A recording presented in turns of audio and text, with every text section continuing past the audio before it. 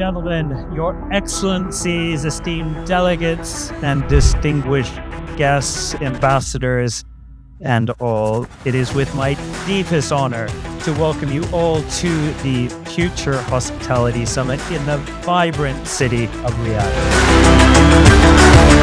We are blessed with a long tradition of hospitality, and we are committed to developing our tourism and hospitality industry to meet the ambitious goals of our Vision 2030.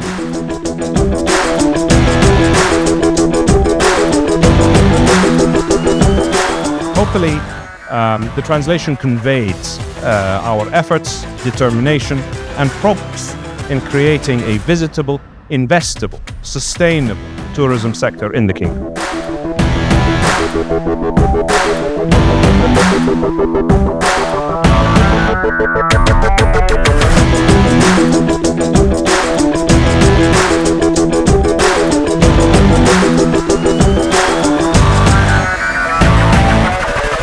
Thank you to all our sponsors. Thank you to all our speakers. Thank you to all our startups. That's it for me.